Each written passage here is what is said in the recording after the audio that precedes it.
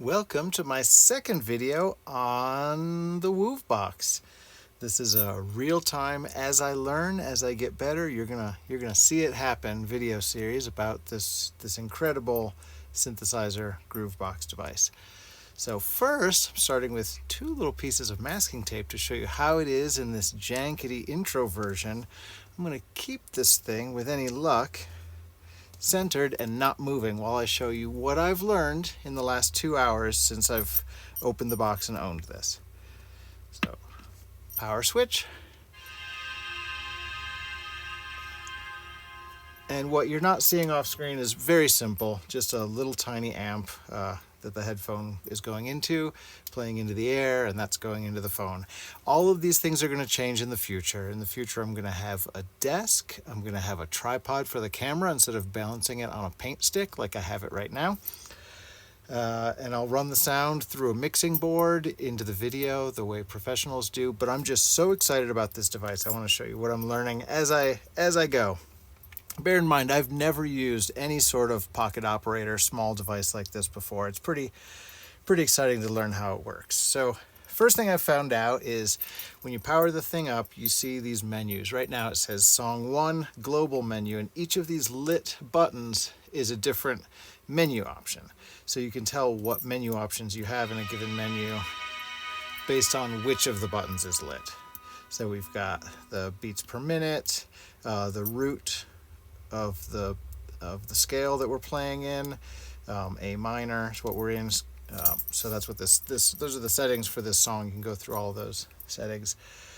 I was hoping in my last video I said, I'm gonna go learn how to play the presets because I'm sure every synthesizer comes with songs programmed in and you can just push a couple buttons and it'll play songs for you. No, that's not the case here. If you're gonna do anything with this device, you have to learn. So first thing I've learned, not very much, is that there are tracks, these little words here: chord, bass, lead, arpeggio, kick, snare, hi-hat, percussion. Those are the track names. And all of those tracks can be used for whatever you want to use them for except the chord track. And I don't know anything about that yet, so we'll get back there. The one thing I've learned so far is how to program a really quick sequence and do some things with it. So holding down this button and pressing the kick button will bring me into the kick track of the sequencer. And then you can play the different kick sounds that are in this patch. I like this first one, number 1. So to put those into sequence slots, you just hold the right button, put them in. And now I've got 4 on the floor. I don't know where those chords are coming from. Let me go back into song mode, and I'm going to choose a different song. I'm going to choose... Is that how you choose a song? No. You go play. Right. Oh, see? Maybe I haven't learned as much as I thought I had.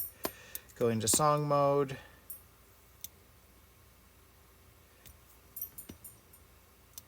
There it is. Song 11. Go into the kick track, hit play. There's nothing there. Great. So, okay, there's that hi-hat, or that kick. 1, 2, 3, 4, and play. There we go. It helps if I go into a blank song. It originally started out in song 1. I don't know what's in there. I don't know how to work with it or delete it, but there was something in the chord track that I didn't like.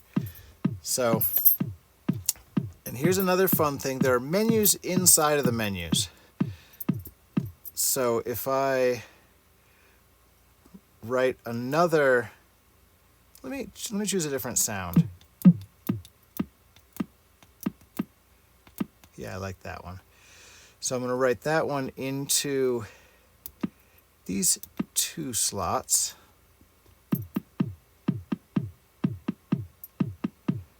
And actually, for what I want to do, I'm going to write it into all 4 of these slots.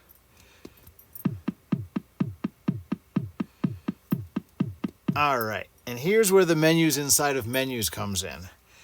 If you hold down one of these buttons, it lets you change the note. If you push this again, you can change the velocity, which translates in this case into the how loud it is.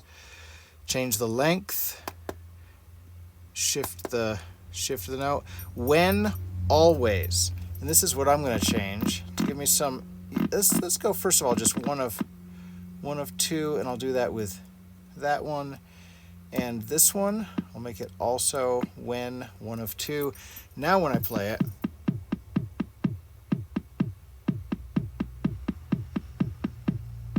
every 2 bars it plays, every other bar.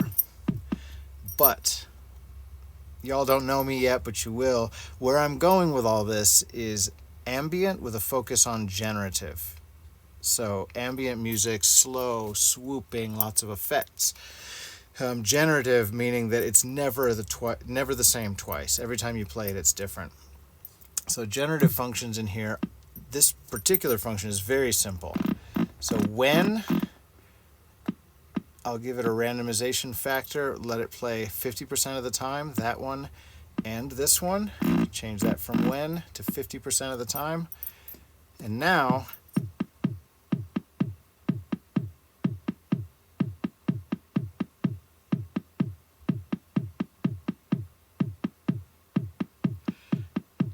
it's got a little bit of randomization in it. Another thing I just had to learn, if I go back all the way out into song mode, into the global song mode, there's another menu over here. Hold down right, push this button, and you have all sorts of functions. Dump song. I don't know what that is. So you can dump things out through Bluetooth or through MIDI, I guess. Initialize the song. We'll delete everything. Information. I don't know what this is. But what I'm looking for is undo. There's an undo function in here. So every time you make a change, your song is saved. And if you want to undo any major changes, you just hold this button down and it'll undo. But the big thing is there's a menu there and it has a lot of stuff in it. There's menus all over the place. So that's it for this installment. That's what I've learned in my first couple of hours working with this device. Got a long ways to go, but this is okay for a quick start. And I'll come back and tell you more when I learn more.